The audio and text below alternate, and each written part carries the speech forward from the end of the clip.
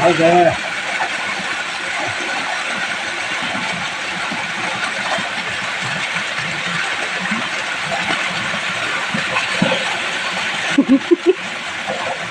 rồi nào ta hát về có thể thầy lò có thể còn làm góc gì à buồn chắc có bài rồi có thể còn làm góc gì á cả lối này thầy đâu rất là nhân lối này thầy đâu gì á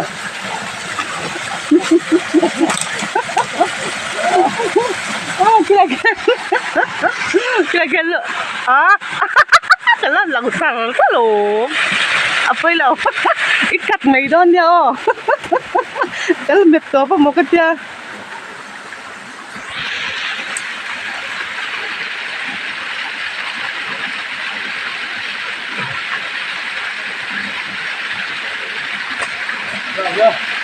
rồi đây là thôi.